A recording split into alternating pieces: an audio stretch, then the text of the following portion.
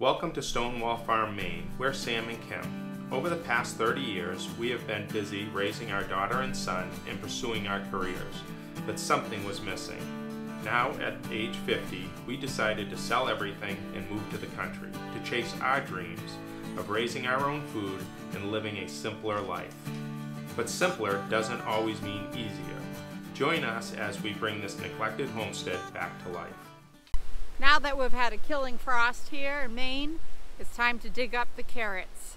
The carrots become sweeter once they've gone through a frost or two, and quite frankly it's really cold and we want to get them out before they freeze in the ground.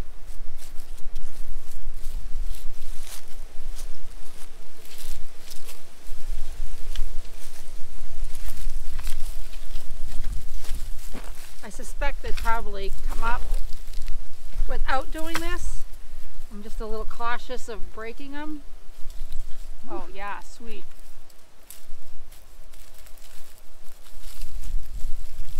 Much better this year.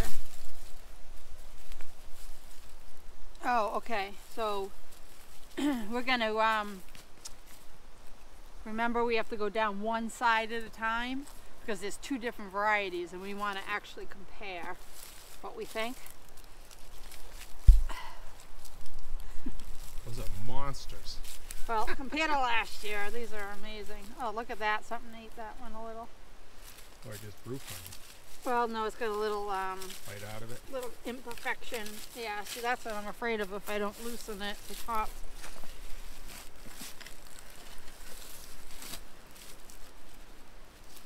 Oh yeah, these are really pretty.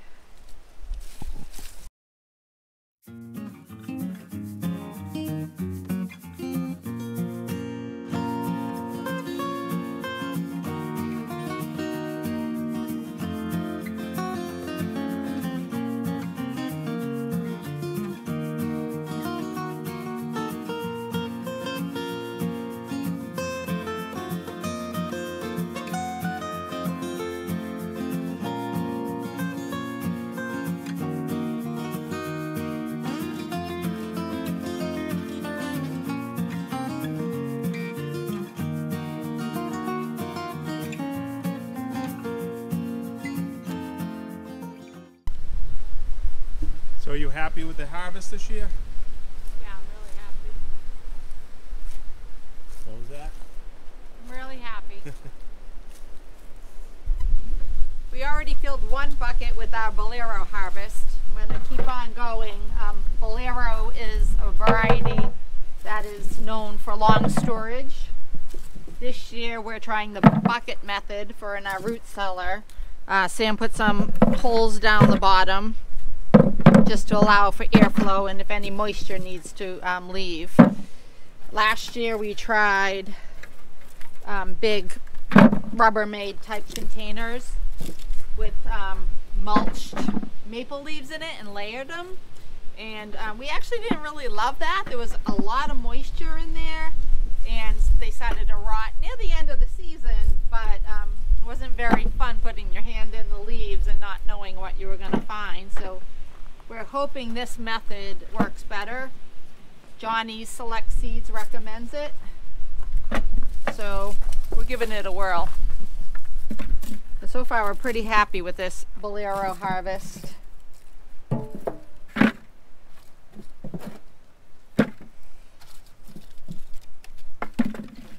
So in total we have 3 buckets of Bolero and about 1.5 of the Mokum variety.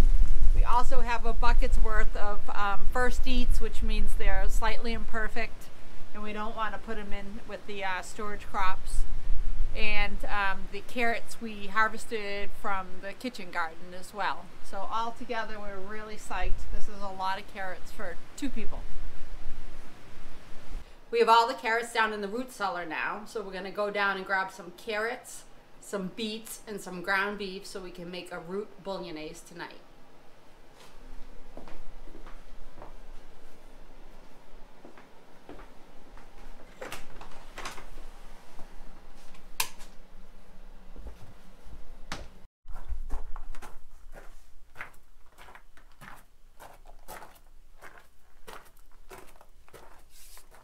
So we have all our carrots down in the root cellar now. There's five gallon buckets. And we previously had to put our beets down here. We have 2 first eats. The beets, they're just the smaller beets. And then we have the large tote here with some beets as well. I'm realizing that we need to put some ventilation holes in this. That's actually, yeah, I think that would be better. We put them in some ground maple leaves, and we've done that in the past and it worked out well, but I think they do need, I can see they need a little ventilation, and I'd rather catch it now while they're just in here. Need about 4 beets. I'll leave the top off because it is moist. And then the carrots already have holes, so I'm not as concerned about that. This should be perfect, which they are. I gotta be honest, this never gets old, getting your own food from the root cellar. So we'll use 1 pound of ground beef, and then, like we said in our last video, we like to mix the liver into the ground beef. It hides the flavor of the liver, which for us we're not particularly fond of. Okay, so I'm not particularly fond of it, but it's a good way to hide it and get all the nutrients from the liver. So this bolognese recipe calls for 4 cups of shredded root vegetables. We tend to use just the carrots and the beets because that's what we grow. In the past, when we had CSA shares, we also put celeric in it, which is celery root, which was really good. You could use parsnips. I've seen on the recipe it says rutabagas, I'm not sure, or kohlrabi, but really you could try any root vegetable that you enjoy. This bolognese tends to be sweet because of the beets and carrots, which is really delicious. So I use a food processor to shred my vegetables because it's just so much faster. And I'm not going to peel the carrots because they clean pretty well, but the beets needed to be peeled. They were just a little bit more earthy.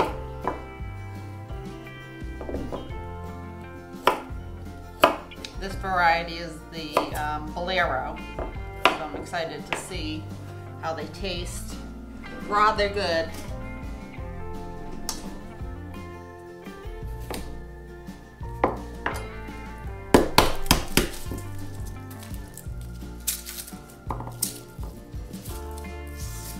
The recipe calls for a couple cloves of garlic. I'm going to go ahead and do 4. We really like garlic.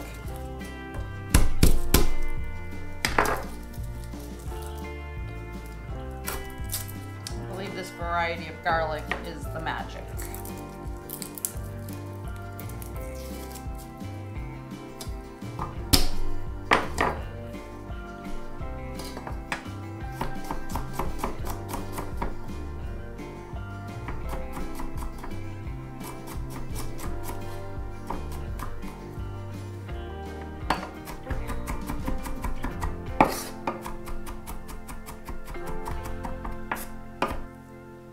So I just learned that the healing properties of garlic are magnified if you chop it or smash it 10 minutes before you cook it. If you cook it right away after you chop it, it actually kills all the healing properties. So I'm trying to get in the habit of doing my garlic first and just having it ready instead of doing it as the recipe calls. I'm not going to stress myself out over it, but if I can think of it, why not?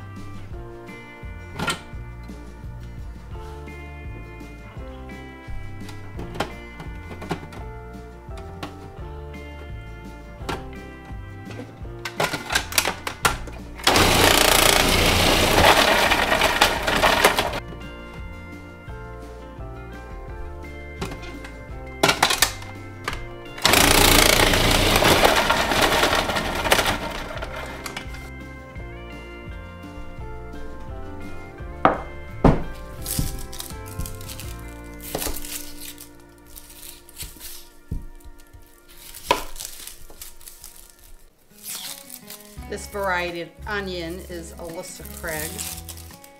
We've been growing this for a few years. Doesn't last as long as the Pattersons we grow, so we try to use these first.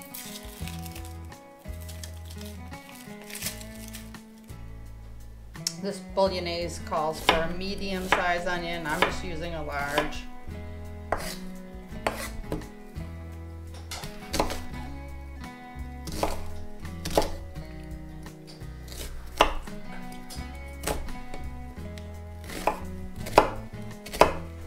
So I'm heating up some tallow to cook the vegetables in. I chose tallow as the fat because this is a beef dish. So we're gonna go ahead and add the onions.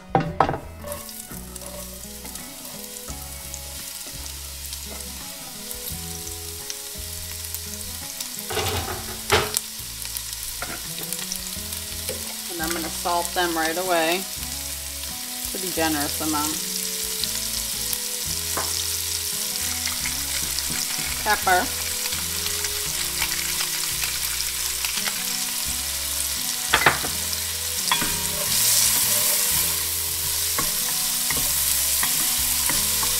And then right away you add the root veg.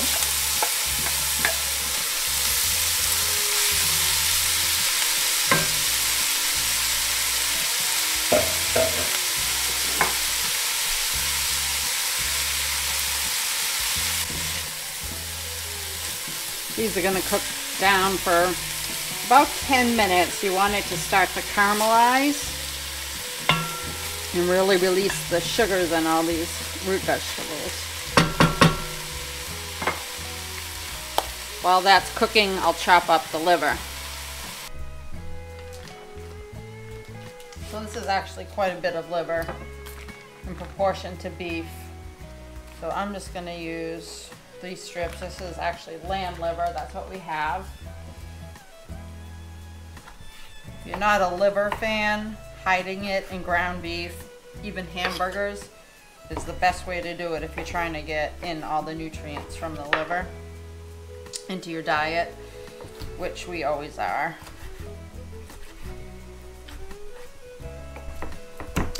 When we process our own sheep, we are going to ground some of the meat and then grind some of the liver and directly add it to the bags for the freezer, so we're not having to do this process. But for now, it's perfectly fine. I find that the more I chop it up, the less I notice it. If they're big chunks, then I am going to notice it more. And I'm not particularly a fan of liver, so this is my secret. We had a little leftover beef from the other night, and we'll use the beef that we defrosted with it, so it's a little over a pound.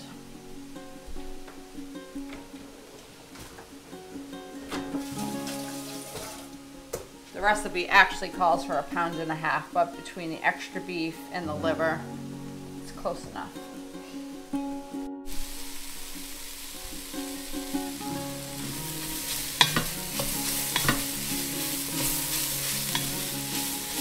Veggies are looking great.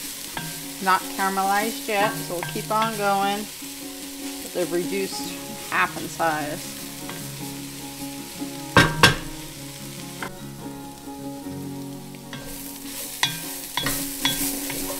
Now we're starting to get a little caramelization going on. So it's time to add the meat.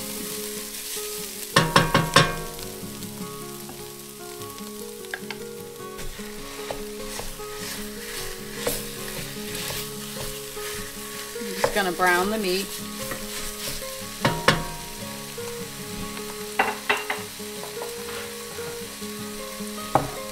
Add the liver at the same time.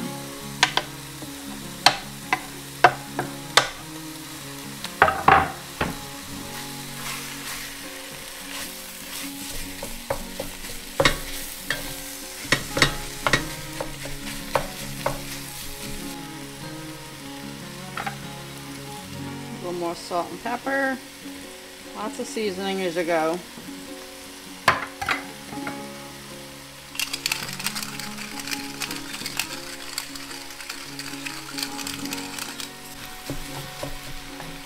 can also make this meal with basically stew meat.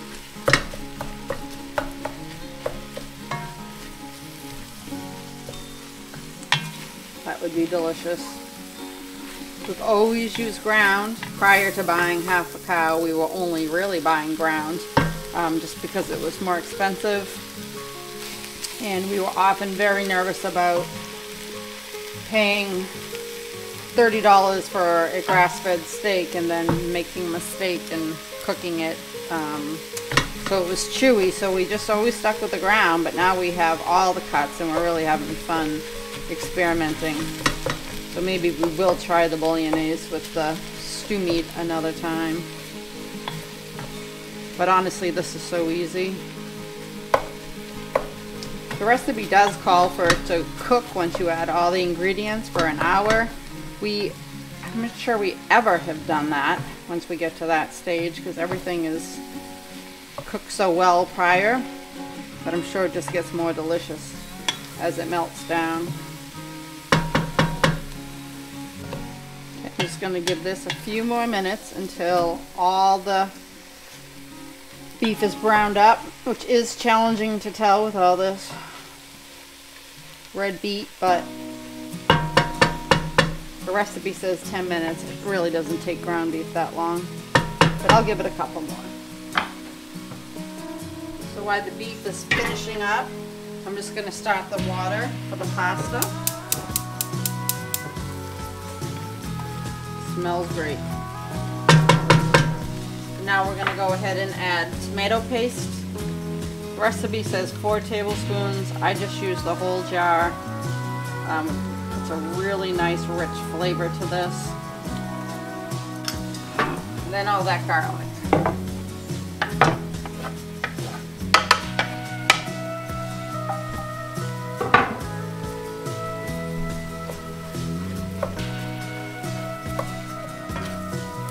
Again, it's going to cook another good 5 to 10 minutes until all the richness of the tomato paste is incorporated into the meat and the garlic, of course.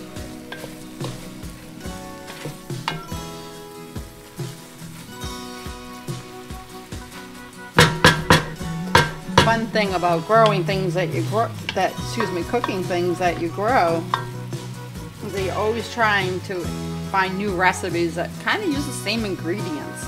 So you have to get a little bit crafty. There's not a lot of additional things in this. We don't grow the paste that we just put in, and I'm sure we could, but I'm not going to put that effort into reducing tomatoes that much. And then calls for a little red wine. And that's the only other thing besides the salt and pepper that we don't produce here. So that, for me, that's a win. And then how many other ways can you cook beets and carrots? Garlic, onions. And come up with something new and delicious. So we'll just let it sit, cook another 5, and then add the broth and the wine and finish her up.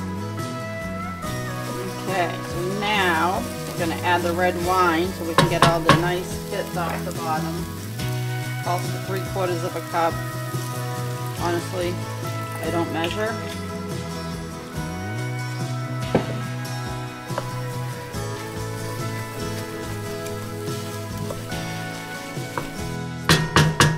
Alright, now we're going to add the broth. When I make bone broth, I try to freeze some 2-cup portion sizes. So when it comes to recipes like making rice or often things like the bolognese, I have the 2 cups available. This is just an old peanut butter jar. Anything that doesn't have a really rounded beveled edge won't crack in the freezer, but I also just keep the lid really loose.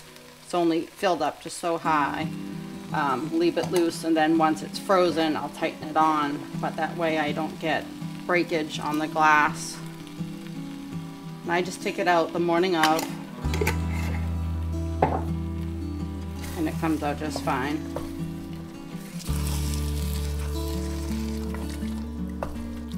So I'm just gonna let this continue to cook while the water heats up. You can serve it with pasta, that's what we do. We just use penne, or you can make polenta. I've never tried it with polenta. I'm sure it's delicious.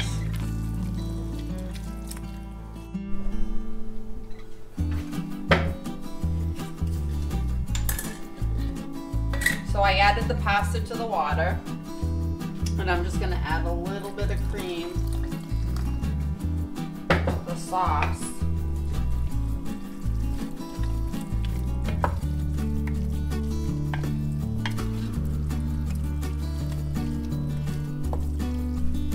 The pasta is done, and we're gonna add it right to the bolognese.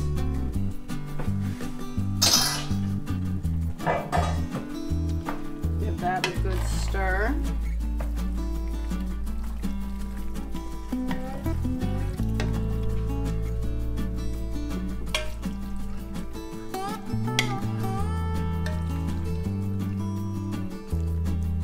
It's really good with Parmesan cheese.